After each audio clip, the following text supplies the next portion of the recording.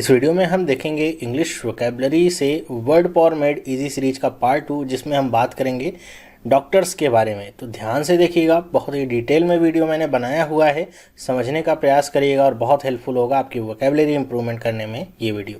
तो चलिए स्टार्ट करते हैं आज की वीडियो।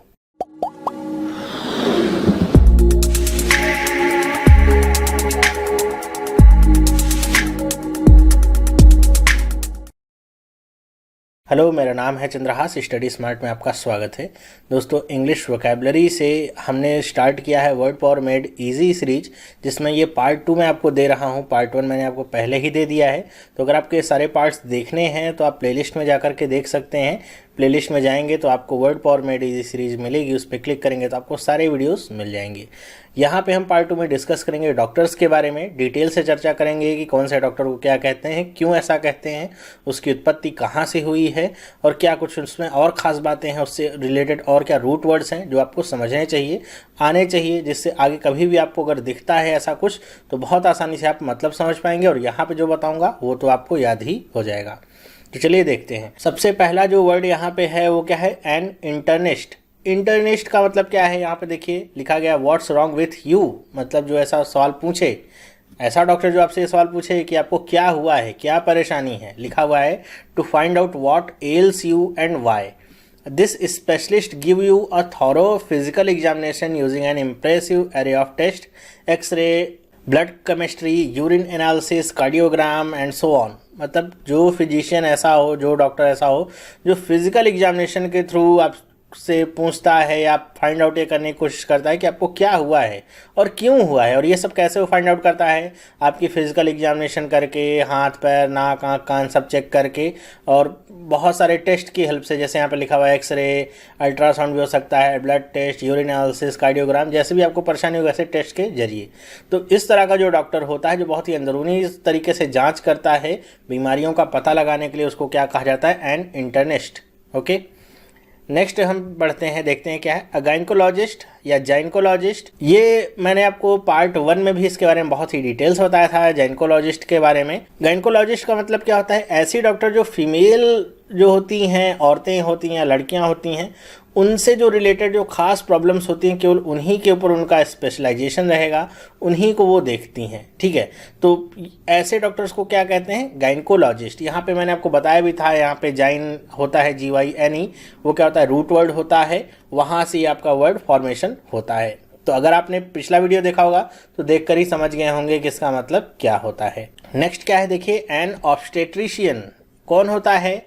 तो यहाँ पे जैसे लिखा हुआ है हैविंग अ बेबी, मतलब अगर आपके परिवार में अगर आप आदमी हैं तो अगर आपकी पत्नी को बेबी होने वाला है तो आपको किसकी ज़रूरत पड़ेगी? इस तरह के स्पेशलिस्ट की ज़रूरत पड़ेगी, जिसे क्या कहा जाता है? N obstetrician. ओके, क्यों इसको ऐसा कहा जाता है या फिर इसका मतलब क्या है, सबसे पहले ये समझ लेते हैं। ऑब्स्टेट्रिशियन वो स्पेशलिस्ट होता है जो कि गर्भवती महिलाएं जो रहती हैं उनको प्रसव के दौरान हेल्प करता है, साथ ही प्रसव के बाद, प्रेगनेंसी के बाद, उनकी प्रसव के बाद उनकी देखभाल करता है और उनका लुक आफ्टर करता है, मतलब पूरी तरीके से देखभाल करता है, कुछ उनको बीमारी ना हो, जो ज़रूरतें हैं वो पूरी करें, कैसी उनको डाइट रखनी चाहिए, क्या खाना चाहिए क्या नहीं खाना चाहिए, जो भी सारी चीज़ें होती हैं वो किसके देख रेख में होती हैं? एंड ऑब्स्टेट्रिशियन की देख रेख में होती हैं। ओके, नेक्स्ट देखते हैं एंड पेडियाट्रिशियन। पेडियाट्रिशियन कौन होता है? इज़ योर बेबी इल। तो इसी समझ गए होंगे कि अगर आप के घर में छोटा बच्चा और वो बीमार है तो आपको कौन सा डॉक्टर की जरूरत पड़ेगी, किस डॉक्टर के पास जाएंगे? तो वो डॉक्टर क्या कहलाता है? पेडियाट्रिशियन, मतलब बाल रोग विशेषज्ञ, जिसको हम हिंदी में कहते हैं। बहुत सारे डॉक्टर्स आप देखते होंगे कि लिखा रहता है डॉक्टर, कुछ डॉक्टर्स ऐसे होते हैं जहाँ पे केवल लिखा रहता है पेडियाट्रिशियन या फिर बाल रोग विशेषज्ञ, मतलब वो केवल बच्चों से रिलेटेड, जो छोटे बच्चे होते हैं उनसे रिलेटेड जो बीमारियों को देखते हैं या उन्हीं में उनका स्पेशलाइजेशन होता है। ऐसे डॉक्टर्स क्या होते हैं? पेडियाट्रिशियंस होते हैं। वो देखते हैं कि जन्म के बाद आपके बच्चे की देखभाल सही से हो रही है, क्या कुछ उसकी डाइट होनी चाहिए छोटे बच्चे की, या फिर उसका ग्रोथ या डेवलपमेंट कैसा हो रहा है। मतलब देखते हैं कि अगर 3 साल तक बच्चे की ग्रोथ इतनी नहीं हुई है, या फिर वजन कम है, या ऐसी कोई भी प्रॉब्लम्स होती हैं, तो वो सारा जो देख रेख होता है या जो उसके बारे में बताते हैं कि आपको क्या करना चाहिए, क्या दवाइयाँ लेनी चाहिए, क्या कुछ सावधानियाँ बरतनी चाहिए, वो यही डॉक्टर होते हैं पेडिट्रिशियन जो आपको बताते हैं। ठीक है, तो इनकी जो प्रैक्टिस होती है वो बहुत ही ज़्यादा लिमिटेड होती है, मतलब केवल छोटे बच्चों को लेकर के ही ये सारी चीज़ें देखते हैं। मेरे ख्याल से आपको समझ में आया होगा।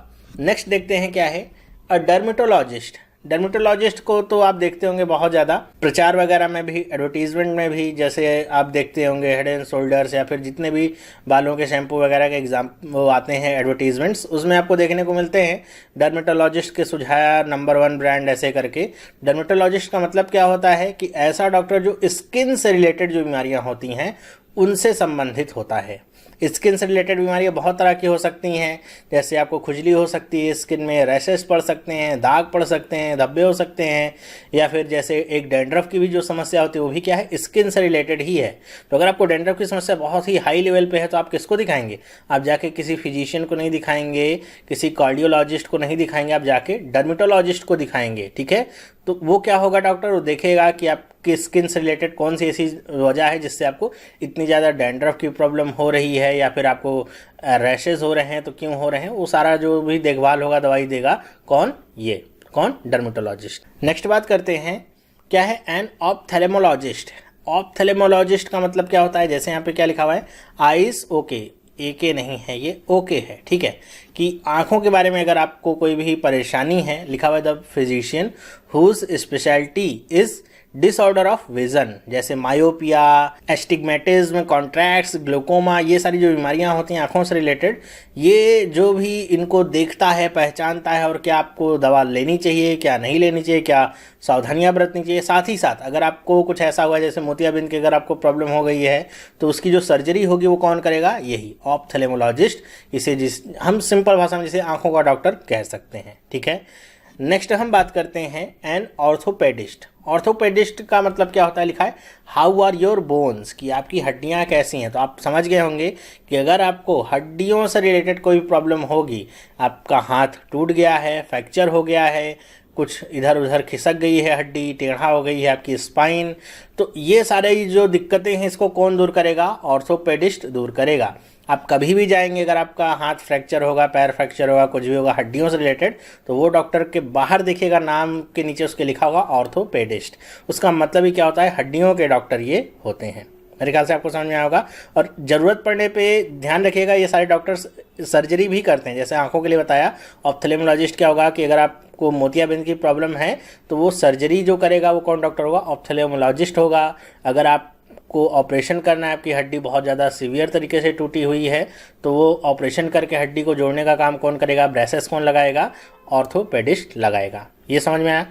नेक्स्ट बढ़ते हैं हम, कार्डियोलॉजिस्ट। कार्डियोलॉजिस्ट तो बहुत कॉमन सा है, बहुत जगह पे देखा होगा आपने, लिखा हुआ है डज योर हार्ट गो पिटर पैटर, मतलब आपका हृदय धड़क रहा है, सही से काम कर रहा है। तो ये जो देखभाल होती है या चेक करना होता है, कौन देखता है, कार्डियोलॉजिस्ट, जिसे हम हृदय रोग विशेषज्ञ कहते हैं। नेक्स्ट बात करते हैं, अ न्यूरोलॉजिस्ट। लिखा हुआ है इज योर ब्रेन वर्किंग, तो आप समझे होंगे the physician specialises in the treatment of disorders of the brain, spinal cords and the rest of the nervous system। ध्यान रखिएगा कि ये जो न्यूरोलॉजिस्ट होता है ये ब्रेन के, मतलब ब्रेन तो हमारा जो है वो तो ठीक ही है, उसके अलावा जो स्पाइनल कॉर्ड होती है उसके बारे में भी, या स्पाइनल कॉर्ड से हमारा जो पूरा नर्वस सिस्टम रिलेटेड होता है, उन सब का जो डॉक्टर होगा, या उसमें कोई प्रॉब्लम आती है तो जो देखेगा वो कौन होगा, न्यूरोलॉजिस्ट होगा। तो न्यूरोलॉजिस्ट का क्या काम होगा, जितनी भी हमारी तंत्रिका तंत्र से रिलेटेड प्रॉब्लम्स होंगी वो सारा कौन देखेगा। नर्वस सिस्टम का मतलब क्या होता है हिंदी में, तंत्रिका तंत्र, चाहे वो दिमाग से रिलेटेड हो, चाहे स्पाइनल कॉर्ड से रिलेटेड हो, कोई भी आपका तंत्रिका तंत्र से रिलेटेड कोई बीमारी होगी तो वो कौन देखेगा, न्यूरोलॉजिस्ट उसको देखेगा, उसका इलाज करेगा। और अगर ज़रूरत पड़ी तो सर्जरी भी कर सकते हैं। नेक्स्ट हमारा क्या है, साइकाइट्रिस्ट। साइकाइट्रिस्ट भी आपका क्या है, एकदम जैसे हमारा न्यूरोलॉजिस्ट है, इसका भी काम दिमाग से ही रिलेटेड होता है, लेकिन इसका काम थोड़ा सा अलग है। क्या कि ये किस में डील करता है, जैसे आपको कोई मेंटल या फिर इमोशनल डिस्टर्बेंस है, मतलब दिमाग आपका सही से काम कर रहा है लेकिन आप कुछ सोच रहे हैं ज़्यादा, या फिर आपको बहुत ज़्यादा दिमागी थकान हो गई है, स्ट्रेस में आप चले गए हैं, घबरा रहे हैं, तो ये सारी जो दिक्कतें होती हैं वो साइकाइट्रिस्ट दूर करता है। किसकी हेल्प से, बहुत सारी टेक्निक्स होती हैं, या फिर ड्रग्स दे करके, मतलब दवाइयों की हेल्प से, या फिर जैसे हम देखते हैं पागल खाने में इलेक्ट्रोशॉक दे करके, या फिर बहुत सारी साइकोथेरेपीज़ होती हैं जिसमें आपको समझाने का प्रयास किया जाता है, चीज़ों को नॉर्मल करने का प्रयास किया जाता है। तो ये होता है कौन, साइकाइट्रिस्ट। इसी से एक सिमिलर वर्ड होता है जो यहाँ पे मैं अभी कवर कर नहीं रहा हूँ, आप खुद से इसको ढूंढिएगा और देखिएगा, मुझे बताइएगा। एक तो आपने पढ़ा है टर्म क्या होता है, असाइकाइट्रिस्ट, यहाँ पे पी साइलेंट होता है। सेम इसी से एक रिलेटेड वर्ड होता है जिसे हम क्या कहते हैं, साइकोलॉजिस्ट। ठीक है, ये दोनों टर्म में क्या डिफरेंस है, साइकोलॉजिस्ट का काम लगभग सेम ही होता है, लेकिन दोनों में अंतर क्या है ये आप मुझे कमेंट करके बताइएगा। थोड़ा सा सर्च करने का प्रयास करिएगा, आपको भी बहुत मजा आएगा जब दोनों के बीच का अंतर आप समझेंगे। तो वैसे आप अल्टरनेटिवली यूज़ नहीं कर सकते इन दोनों को, लेकिन अगर आपको ज्ञान नहीं है तो आप कहीं भी कुछ भी यूज़ कर देंगे। ठीक है, तो इसलिए अंतर समझ के रखिए हमेशा। तो ये तो थे हमारे 10 वर्ड्स जिसके बारे में आज हमने पढ़ा। अब हम देखेंगे इससे रिलेटेड क्या रूट वर्ड्स हैं और उनमें भी और क्या कुछ हमको नया सीखने को मिलता है, और फिर ये हमारा पार्ट खत्म होता है। तो अगर हम एक एक करके देखते हैं क्या क्या रूट वर्ड्स हैं, जैसे इंटर्निस्ट है तो इसमें रूट वर्ड आपका क्या आता है, इंटर्नस। गायनेकोलॉजिस्ट में क्या आपका वर्ड होता है, एक तो होता है जाइने, जिसके बारे में मैंने आपको पहले ही बता दिया, तो फिर से डिस्कस करने की जरूरत नहीं है। अब धीरे धीरे होगा क्या कि बहुत सारे रूट वर्ड्स हमको मिलेंगे जिसके बारे में बहुत पहले ही पढ़ चुके होंगे, तो बार बार उनको बताने की जरूरत नहीं पड़ेगी। जैसे ये हमने पढ़ा है, जाइने का मतलब क्या होता है, वुमेन से रिलेटेड होता है। लोगोस का मतलब क्या होता है, लोगोस को हम कह सकते हैं कि साइंस, मतलब जब भी किसी विज्ञान के बारे में बात करना हो या फिर स्टडी, अध्ययन, तो वहाँ पे हम इस टर्म का प्रयोग बहुत ज़्यादा देखते हैं। ठीक है, जैसे गायनेकोलॉजिस्ट मतलब ऐसी डॉक्टर या ऐसा विज्ञान जो केवल महिलाओं से संबंधित बीमारियों में ही फोकस करता है। ठीक है, फिर नेक्स्ट क्या है, ऑब्स्टेट्रिशियन किससे बना है, ऑब्स्टेट्रिक्स से बना हुआ है रूट वर्ड इसका भी हम सबकी डिटेल में चर्चा करेंगे सारे रूट वर्ड्स की। पेडिट्रिशियन किससे बना है, पेडियोस से बना है, और इसमें एक टर्म है IATREAI, यहाँ पे देखेंगे आपको देखने को मिलेगा ये कुछ यहाँ पे, तो ये आपका क्या है, ये है आपका आइटेरिया, और यहाँ पे एक है ICIAN CN या फिर ICN जो आपको देखने को यहाँ पर भी मिलता है, यहाँ पर भी मिलता है। तो ये भी सब आपके रूट वर्ड हैं। अभी देखेंगे सबका मतलब क्या होता है। अब ये सब अगर देख लेंगे समझ जाएंगे मतलब क्या होता है, कहीं भी लगा होगा तो बहुत आसानी से समझ पाएंगे कि ये वर्ड कहना क्या चाहता है। डर्मेटोलॉजिस्ट किससे बना हुआ है, ये बना हुआ है डर्मा से। ऑप्थेल्मोलॉजिस्ट किससे बना है, ऑप्थेलेमॉस से। ऑर्थोपेडिस्ट किससे बना है, ऑर्थोस से। कार्डियोलॉजिस्ट बना है कार्डिया से। न्यूरोलॉजिस्ट बना है न्यूरॉन से। और साइकाइट्रिस्ट बना है साइके, या फिर और यहाँ पे यही वाला आइटेरिया जो अभी ऊपर पढ़ा था। तो ये सब हैं रूट वर्ड जो मेन इसमें इस्तेमाल हुए हैं इन 10 शब्दों में। अब चलिए देखते हैं पहला जो हमारा रूट वर्ड क्या है, इंटरनस। ये आपका लैटिन भाषा का शब्द है, लैटिन से इसको लिया गया है, जिसका मतलब क्या होता है, इनसाइड, मतलब अंदरूनी। इंटरनस कहीं भी आएगा तो आप समझ जाइएगा उसका मतलब क्या है, इनसाइड। ओके, तो यहाँ पे एक नोट दिया गया है, अब तो वो समझ गए होंगे आपकी जो हमने पढ़ा था। एंड इंटरनिस्ट का मतलब क्या होगा, जो बहुत ही अंदरूनी तरीके से आपकी जांच करता है फिजिकल, कि आपका ब्लड सही है कि नहीं, उसमें कोई दिक्कत तो नहीं है। यूरिन से जांच करेगा, एक्सरे से जांच करेगा, फिजिकली तौर पे एकदम थॉरो जो एग्जामिनेशन करता है ये पता करने के लिए कि आपको हुआ क्या है और क्यों हुआ है, तो वो क्या कहलाता है, एन इंटरनिस्ट। ठीक है, इसीलिए यहाँ पे ये वर्ड आपका आया है इंटरनस, जिसका मतलब होता है इनसाइड।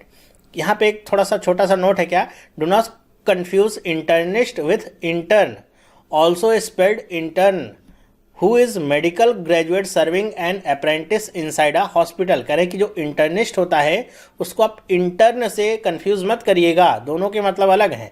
इंटर्निस्ट का मतलब एक तरह का आपका जो डॉक्टर है, फिजिशियन है, जो ये सारी चीज़ें देखता है आपको क्या हुआ है कैसे हुआ है फिजिकल एग्जामिनेशन करके। लेकिन जो इंटर्न होता है वो आपका इंटर्नस से नहीं बना। इंटर्न का मतलब क्या होता है कि कोई भी मेडिकल ग्रेजुएट, जैसे आप मेडिकल या MBBS की पढ़ाई कर चुके हैं, फिर भी आप क्या चाहते हैं अपना, मतलब ऐसे तुरंत से क्लिनिक कोई नहीं खोल लेता जब तक उसकी अच्छी खासी प्रैक्टिस नहीं हो जाती है, बहुत सारे केसेस को समझना पड़ता है। तो एज अ अप्रेंटिस जब वो किसी हॉस्पिटल में काम कर रहा होता है तो वो क्या कहलाता है, इंटर्न। हालांकि ये टर्म मेडिकल से रिलेटेड है, लेकिन इसको आप बहुत सारी जगह पे भी आप देखेंगे, चाहे वो लॉ की फील्ड हो, चाहे वो इंजीनियरिंग की फील्ड हो, तो वहाँ पर भी ये सारे शब्द अब इस्तेमाल होते हैं। ओके, नेक्स्ट बात करते हैं हम, ये जो आपका रूट वर्ड क्या है, ऑब्स्टेट्रिक्स, ये भी लैटिन से आपका आया है ऑब्स्टेट्रिक्स, जिसका मतलब क्या होता है, मिडवाइफ। अब ये मिडवाइफ का मतलब क्या होता है, वाइफ का मतलब तो आप समझते हैं, वाइफ का मतलब पत्नी, तो मिडवाइफ का मतलब बीच की पत्नी, ऐसा नहीं। मिडवाइफ का मतलब क्या होता है, जनरली पहले जो यूज़ किया जाता था मिडवाइफ टर्म, इसका मतलब होता था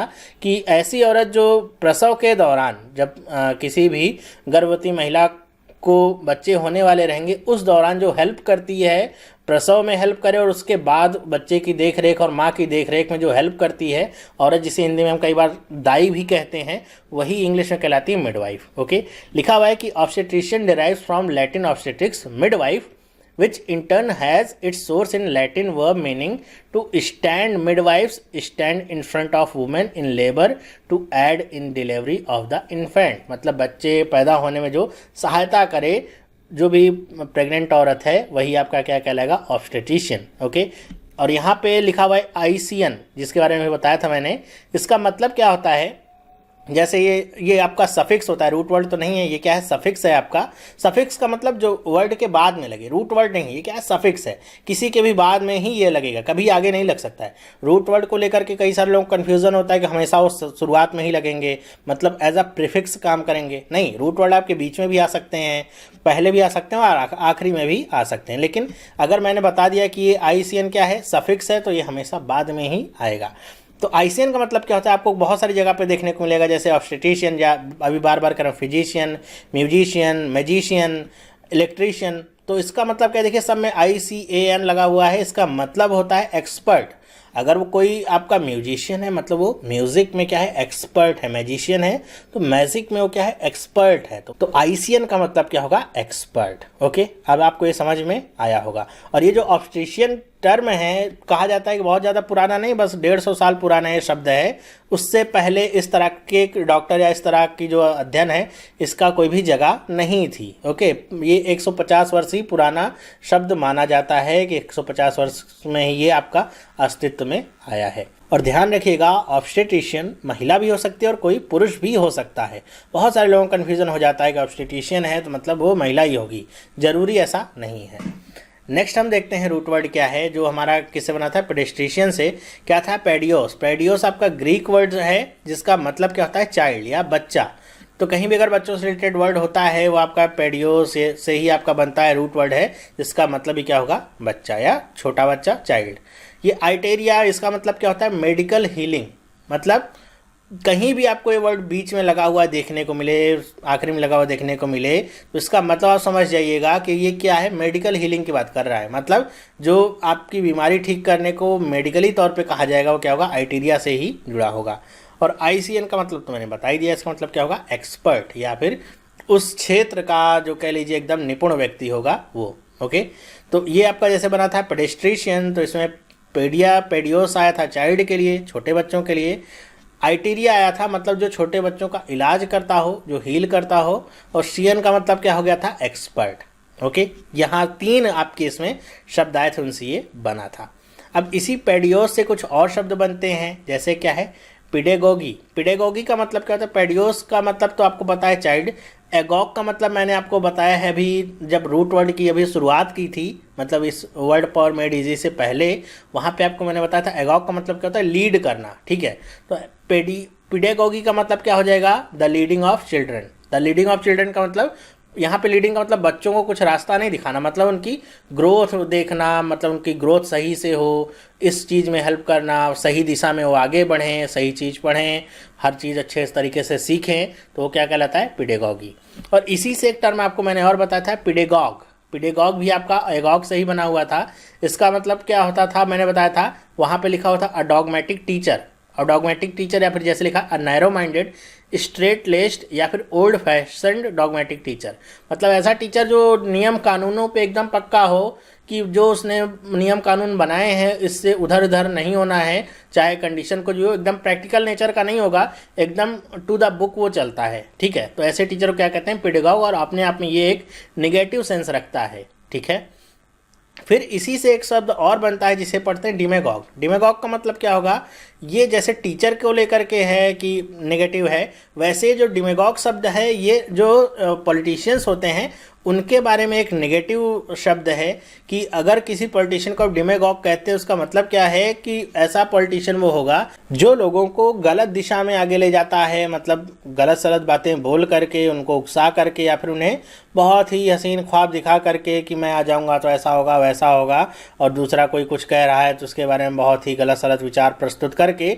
लोगों को एक तरीके से समझ लीजिए बेवकूफ़ बनाता है अपनी ओरेटरी से। ओरेटरी का मतलब क्या होता है, भाषण। भाषण मतलब एक बोलने की कला से। ठीक है, तो ऐसा जो लीडर होता है उसे कहा जाता है डिमेगॉग। और आप समझ सकते हैं इसके तो बहुत सारे आपको प्रैक्टिकल लाइफ में एग्जाम्पल देखने को मिलेंगे। तो ये आपका हो गया पैडियोस, इससे क्या क्या वर्ड रिलेटेड थे ये आपको सीखने को मिल गए। नेक्स्ट देखते हैं क्या है डर्मा। डर्मा जो कि आपका ग्रीक वर्ड है, उसका मतलब क्या होता है, स्किन। स्किन का मतलब त्वचा, हमारे शरीर का जो बाहरी आवरण होता है क्या है, त्वचा। तो इससे ही आपका डर्मेटोलॉजिस्ट बना था शब्द। डर्मेटोलॉजिस्ट का मतलब ऐसा विशेषज्ञ जो स्किन डिजीजेज में आपकी हेल्प करता है। इससे और क्या क्या टर्म बने हैं, जैसे एक है हाइपोडर्मिक। हाइपोडर्मिक का मतलब जैसे लिखा है needle penetrates under the skin, या फिर अगर सीधे शब्दों में कहें सिरिंज, जिसे हम बोलते हैं एक शब्द में। सिरिंज का मतलब इंजेक्शन जो हमको लगता है तो उसे हम कहेंगे हाइपोडर्मिक। ओके, द एपिडर्मिस का मतलब क्या होता है, is the outer most layer of the skin. जैसे अगर हमारी स्किन है तो वो भी आपकी ऐसा दिखने में तो पतली लगती है, लेकिन वो भी कई सारे लेयर्स में डिवाइडेड होती है। जो सबसे आउटर लेयर होती है उसे क्या कहते हैं, द एपिडर्मिस। फिर आता है द टैक्सीडर्मिस्ट। ये कौन पर्सन होता है, टैक्सीडर्मिस्ट। डर्मिस्ट है, IST, का मतलब ये क्या है कि ये नाउन है। तो टैक्सीडर्मिस्ट कौन होता है, हुज बिजनेस इज टैक्सीडर्मी, जो टैक्सीडर्मी करता हो। अब इतना तो समझ में नहीं आया ना कि टैक्सीडर्मी क्या होता है, तब पता होगा कि टैक्सीडर्मिस्ट क्या हुआ। टैक्सीडर्मी क्या होता है, एक तरह का आपका समझ लीजिए एक ही व्यवसाय है जिसमें क्या किया जाता है कि जो भी मरे हुए जानवर होते हैं उनकी जो खाल होती है उसी का प्रयोग किया जाता है। मतलब जो उनकी ओरिजिनल खाल होती है, त्वचा होती है, स्किन होती है, उसका यूज किया जाएगा। जैसे आपने कोई एक डॉग पाल रखा है, बहुत ही प्यारा है, उसकी कुछ सालों में डेथ हो जाती है, लेकिन आपको उसकी याद आती रहे, या फिर आप उसकी याद में उसे आप टैक्सीडर्मिस्ट को दे देंगे तो क्या करेगा कि अंदर के सारी चीज़ों को निकाल करके जो उसकी खाल रहेगी उसी में वो बहुत सारे सॉफ्ट जो भी रुई वगैरह होती हैं भर करके उसे एकदम ऐसा बना देगा जैसे वो एकदम जीवित होगा। ठीक है, तो वो जो आपकी क्रिया होती है वो क्या कहलाती है, टैक्सीडर्मी। फिर नेक्स्ट देखते हैं क्या है, लिखा हुआ है क्या, आप पैकीडर्म। ये पैकीडर्म का मतलब क्या होता है, is an animal with unusually thick skin. मतलब ऐसे एनिमल के लिए जिसकी स्किन कैसे होती है, बहुत ही मोटी होती है, लाइक एन एलिफेंट या फिर हिप्पोपोटामस या फिर राइनोसोरस। ये सब क्या होते हैं, बहुत ही मोटी त्वचा के प्राणी होते हैं। तो ऐसे एनिमल्स को क्या कहते हैं, अब पैकीडर्म। तो अगर कहीं भी लिखा होता है कि पैकीडर्म तो उसका मतलब क्या होगा, मोटी खाल का प्राणी। ठीक है, डर्माटिटिस, इसका मतलब क्या होता है, is the general name of any skin inflammation, irritation या फिर इन्फेक्शन। मतलब अगर आपकी स्किन में किसी भी तरीके का मतलब जल जाते हैं या फिर कोई इरिटेशन होता है, इन्फेक्शन होता है, तो जनरली उसे क्या कहते हैं, डर्माटिटिस। ठीक है, मेरे ख्याल से आपको समझ में आया होगा। डर्मा से आप कभी भी देखिएगा, कोई भी आप शब्द देखिएगा जहाँ पे आपको डर्मा दिखे, डर्म दिखे, तो आप समझ जाइएगा कि स्किन को लेकर ही कहीं कुछ कहा जा रहा होगा, तभी आपका ये वर्ड आया है। ये आपको समझ में आया होगा। नेक्स्ट देखते हैं क्या है, ऑप्थेलेमोलॉस। ऑप्थेलेमोलॉस का मतलब क्या होता है, आई, और उसी से आपका शब्द क्या बना हुआ था, ऑप्थेलेमोलॉजिस्ट। मतलब ऐसा डॉक्टर जो आंखों से संबंधित बीमारियों को देखता है, सर्जरी करता है। ओके, तो यहाँ पे लिखा हुआ है an earlier title for this physician still occasionally used is oculist. कह रहे हैं कि ऑप्थेलेमोलॉजिस्ट से पहले जो टर्म यूज होता था इस तरह के डॉक्टर्स के लिए वो क्या था, ऑकुलिस्ट। और ये जो ऑकुलिस्ट था किससे बना हुआ था, लैटिन। ये ऑप्थेलेमोस किसका है, ग्रीक भाषा का शब्द है, लेकिन जो ऑकुलस था वो किसका था, लैटिन भाषा का शब्द था। इसका मतलब भी क्या होता है, आई। अब ऐसा नहीं कि ये अब यूज नहीं होता है, आपको भी कभी कहीं कहीं पे देखने को मिलेगा कि जो आंखों के डॉक्टर होते हैं वो अपने आप को ऑकुलिस्ट भी लिखते हैं। ठीक है, तो दोनों ही आपके सही है। फिर लिखा है कि ये जो ऑकुलस होता है इसका मतलब आई है, और इससे बहुत सारे और भी वर्ड बने हुए, जैसे क्या है मोनोकल। मोनो का मतलब आपको बताया था एक, पहले ही बताया था पहले पार्ट में, मोनो बाई। मोनो का मतलब क्या होता है और किस में बताया था, आपको याद है? अगर आपको याद है तो बताइएगा कि कहाँ पे मैंने बताया था मोनो बाई पॉली ये सब, ठीक है। मोनोकिल का मतलब क्या होगा, अ लेंस फॉर वन आई। मतलब आपने देखा होगा पुराने ज़माने की अगर मूवीज़ आपने देखी होगी तो उसमें जो विलन वगैरह लोग रहते थे या फिर जो सेठ जी लोग रहते थे, वो केवल एक लेंस का यूज़ करते थे कुछ भी देखने या पढ़ने के लिए, ठीक है। आंखों पे ऐसे चश्मे के तौर पे लगाते नहीं थे, वो एकदम चेन में बंधा हुआ होता था, वो एक लेंस रहता है जिसको आंखों पे फंसा लेते थे, तो उसे क्या कहते थे हम, मोनोकल। अब तो यूज़ होता नहीं है। फिर इसी से बना हुआ बाइनोकुलर, ये देखिए ऑकल आपका ये आएगा। बाइनोकुलर का मतलब क्या होता है, आप समझते हैं, हिंदी में दूरबीन कहते हैं, या फिर जैसे यहाँ पे लिखा हुआ है field glasses that increase the range of two eyes, इसीलिए दोनों आंखों से यूज करते हैं हम, इसलिए इसे क्या कहते हैं, बाइनोकुलर, दूरबीन का काम जो करते हैं। यहाँ पे एक छोटा सा नोट भी लिखा हुआ है, देखिए क्या है कि आप कभी भी ऑप्थेल्मोलॉजिस्ट या फिर ऑकुलिस्ट को, यहाँ पे बीच में एक विथ लगा लीजिएगा, कि कभी भी इन दोनों शब्दों को, दोनों का मतलब एक ही होता है, ये पहले यूज होता था, ये अब यूज होता है, इन दोनों शब्दों को आप ऑप्टोमेट्रिस्ट या फिर ऑप्टिशियन के साथ कंफ्यूज मत करिएगा। इन दोनों के अर्थ अलग हैं, ये डॉक्टर हैं, ठीक है। अभी इनके बारे में हम नेक्स्ट वीडियो में चर्चा करेंगे पार्ट 3 में, तो आपको डिटेल में मैं बताऊंगा कि ऑप्टोमेट्रिस्ट कौन होता है, ऑप्टिशियन कौन होता है। वैसे अगर आप जानना चाहें समझ सकते हैं कि ऑप्टोमेट्रिस्ट वो पर्सन होता है जो आपकी आंखों को देखता है कि आपकी आंखें कितने कमजोर हैं। जब आप बैठते हैं तो जो देखता है होगा आपको अलग अलग लेंसेज लगा करके, जो आपकी आंखों की जाँच करता है कितनी रेंज तक आप देख सकते हैं, वो ऑप्टोमेट्रिस्ट होता है। फिर ऑप्टिशियन कौन होता है, जो ऑप्टोमेट्रिस्ट या फिर ऑप्थेल्मोलॉजिस्ट के द्वारा दिए गए डिस्क्रिप्शन के अनुसार आपका जो चश्मा तैयार करेगा, लेंस को बनाएगा, वो क्या कहलाता है, ऑप्टिशियन कहलाता है। ज़्यादातर जो लेंस वाली या चश्मे वाली दुकानें होती हैं उनके बाहर आप ये वर्ड लिखा हुआ देख सकते हैं। इसके बारे में डिटेल में हम चर्चा नेक्स्ट वीडियो पार्ट 3 में करेंगे। नेक्स्ट देखते हैं क्या लिखा हुआ है, ऑर्थोस। ऑर्थोस किससे आपका, या इसका मतलब क्या है, ये आपका ग्रीक भाषा का शब्द है और इसका मतलब होता है स्ट्रेट या फिर करेक्ट, मतलब सीधा या फिर सटीक, एकदम सही जगह पे। तो वहाँ से ये वर्ड आपका बना हुआ है। और ये ऑर्थोस आया कहाँ से, ऑर्थोपेडिया या फिर ऑर्थोपेडिस्ट जो भी हमने टर्म पढ़ा था वहाँ से। हड्डियों का जो डॉक्टर, जिसको हम कह रहे थे कि जो हड्डियाँ अगर टूट जाएँ तो उनको सीधा करना या सही जगह पे बिठाना, स्पाइनल कॉर्ड के कर्वेचर को सही करना, वो सारा जो काम करते हैं कौन करते हैं, ऑर्थोपेडिस्ट करते हैं। और ये वर्ड वहाँ से इसका ये रूट वर्ड निकला है। और यहाँ पे थोड़ा सा इसके बारे में डिटेल दी गई है, जिसके जो मुझे लगता है आपको जाननी चाहिए कि ये जो टर्म है कहाँ से क्वाइन हुआ था, कहाँ पे पहली बार इसको देखा गया था। करें कि 1741 में एक आपकी बुक आई थी किस पे, प्रिवेंशन ऑफ चाइल्डहुड डिजीज़। तो इसमें इस तरह के डॉक्टर का यूज़ किया गया था कि यहाँ पे लिखा हुआ है ऑर्थोपेडिक्स का यूज़ किया। इसका मतलब क्या था, ऐसा डॉक्टर जो छोटे बच्चे होते हैं उनकी जो स्पाइनल कॉर्ड होती है वो ज़्यादा टेढ़ा होने का चांस रहता है, तो उनकी जो स्पाइनल कॉर्ड से रिलेटेड ये प्रॉब्लम थी, उसकी जो देखभाल करता है उसको कहा गया था ऑर्थोपेडिक।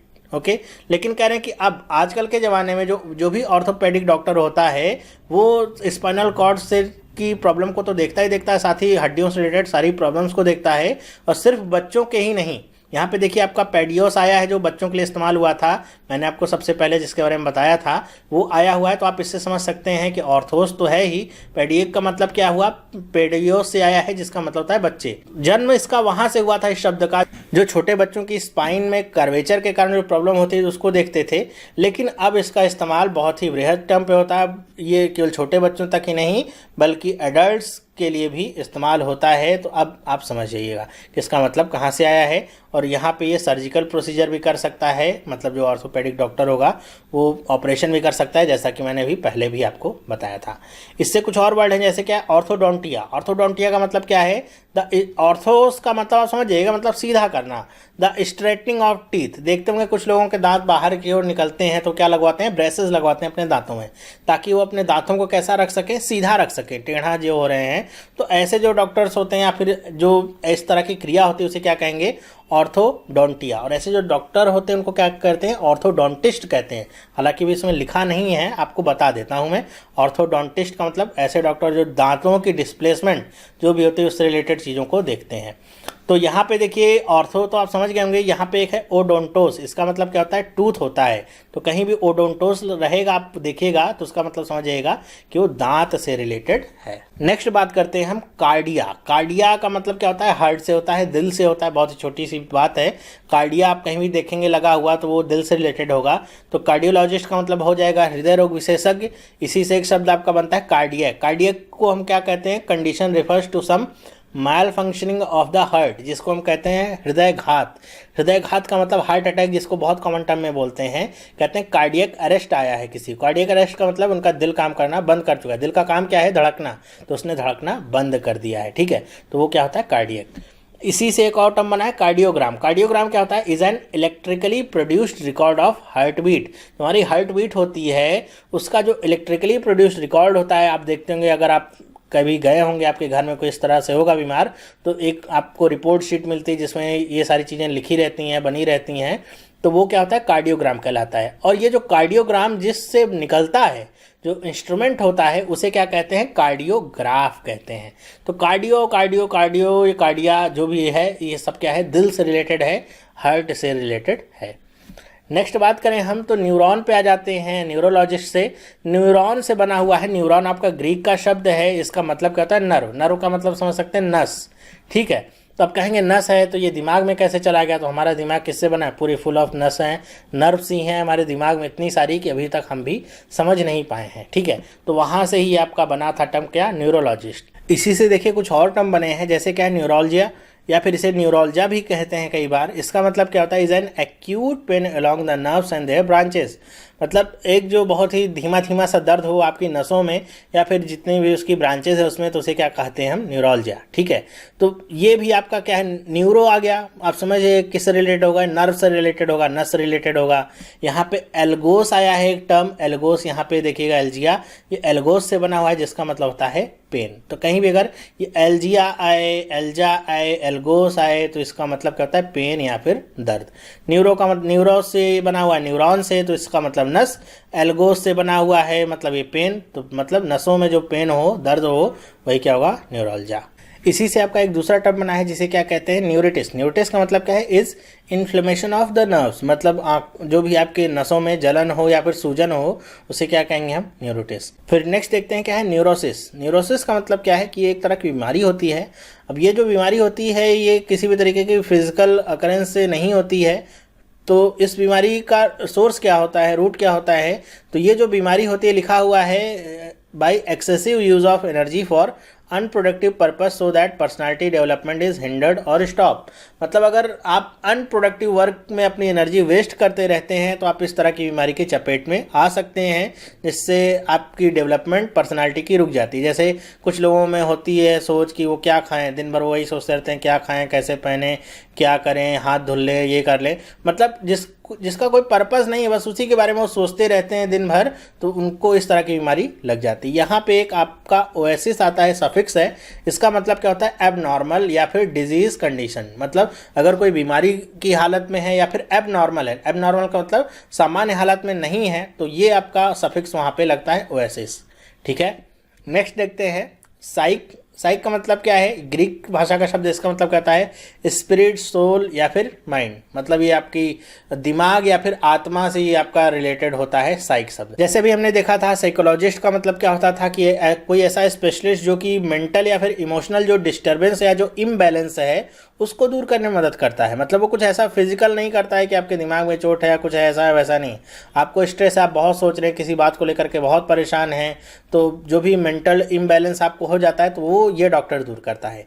इसी तरह एक आपका वर्ड यहाँ पे क्या है, साइकोटिक। साइकोटिक का मतलब क्या है, कोई एक ऐसा पर्सन जो रियलिटी खो चुका है, मतलब उसके लिए जो रियलिटी है वो नॉर्मल जैसे हम लोगों के सामने रियलिटी है उससे कुछ अलग ही रहती है। लिखा हुआ है has lost contact with reality at least with reality as most of us perceives it. मतलब जो हमारे आसपास चीज़ें चल रही हैं उससे उसकी दुनिया ही अलग हो चुकी होती है। इस वर्ड का एक बहुत ही अच्छा सा उदाहरण आपको देखने को मिलेगा अगर आपने मूवी देखी होगी। जॉन नैश एक बहुत ही फेमस मैथमेटिशियन थे, उनके ऊपर ये मूवी बनी थी अ ब्यूटीफुल माइंड। उसमें भी ये था कि वो मैथमेटिशियन थे, तो धीरे धीरे होकर के उनको क्या होता था कि उनको कुछ लोग दिखते थे, उनको कुछ अलग ही रियलिटी का सामना करना पड़ रहा था, वो लग रहा था किसी और के लिए काम करें, जबकि असलियत में ऐसा कुछ था ही नहीं, लेकिन उनको ऐसा लगता था कोई ना कोई उनसे बात कर रहा है, कोई उनके साथ चल रहा है। तो ऐसे ही लोग क्या होते हैं, साइकोटिक होते हैं। तो ये था आपका आखिरी जो रूट वर्ड था उसका मतलब। तो यहाँ पे हमने डिस्कस किए हैं डॉक्टर्स के बारे में कि कौन से डॉक्टर्स को क्या कहते हैं, क्यों ऐसा कहते हैं, उसका मतलब क्या है और उसका संबंध कहाँ से है, ओरिजिनेट वो कहाँ से हुआ, ये सारी चीज़ें हमने समझ ली हैं। तो अगर आपके सामने अब कभी भी आता है इस तरह के वर्ड्स तो आप आसानी से समझ जाएंगे। कहीं भी अगर डर्मा आएगा तो आप समझ जाएंगे उसका मतलब किससे है, स्किन से है। ऑप्थेल्मोलॉस आएगा तो आप समझ जाएंगे उसका मतलब किससे है, आई से है। ऑर्थोस आएगा तो उसका मतलब किससे है, सीधा करने से है। ठीक है, तो अगर वो टीथ के साथ है तो वो क्या होगा, ऑर्थोडोंटिस होगा। अगर वो हड्डियों के साथ होगा तो क्या होगा, ऑर्थोपेडिक जैसे था। ठीक है, पेडियोस आएगा तो आप समझ जाएंगे कि बच्चों से रिलेटेड होगा। तो इस तरीके से हमने बहुत सारी चीज़ें कवर की हैं। बस अब कमी क्या है कि आप इसको रिवाइज एक बार ज़रूर कर लीजिएगा, जिससे आपको एकदम बैठ जाए ये दिमाग में। तो ये वीडियो आपको कैसा लगा मुझे आप थोड़ा सा कमेंट करके बताइएगा, और जो मैंने आपको होमवर्क दिया है वो भी बताइएगा कि साइकाइट्रिस्ट और साइकोलॉजिस्ट में क्या डिफरेंस होता है। थोड़ा सा सर्च करिएगा और बताइएगा क्या मेन डिफरेंस होता है दोनों में। ओके, और वीडियो अगर पसंद आया है तो इसे लाइक करना ना भूले। अपना थोड़ा सा 2 सेकंड का समय निकाल के वीडियो को लाइक ज़रूर करें देखने के बाद। ओके, अगर आप डाउनलोड करके देख रहे हैं तो एक बार कम से कम वीडियो खोल के लाइक तो ज़रूर कर दीजिएगा, इससे मुझे पता तो चले कितने लोगों को फ़ायदा हो रहा है। और अपने इस वीडियो को शेयर भी ज़रूर करिए, जिससे ज़्यादा से ज़्यादा लोगों तक वीडियो पहुँचे। ज़्यादा से ज़्यादा लोगों का जो इंग्लिश का डर है, जो वोकैबुलरी के माध्यम से ही दूर हो सकता है, वो दूर करने में हम कामयाब हों। तो इस वीडियो को देखने के लिए आपका बहुत बहुत धन्यवाद। अगर आप इस चैनल पर नए हैं, पहली बार इस वीडियो को देख रहे हैं और वीडियो अगर आपको पसंद आया है तो आप इस चैनल को सब्सक्राइब कर सकते हैं, जिससे इस तरह के वीडियोज़ आपको मिलते रहेंगे और आपकी प्रिपरेशन और अच्छी होती रहेगी। तो अब हम मिलेंगे नेक्स्ट वीडियो में, तब तक के लिए have a nice day and bye.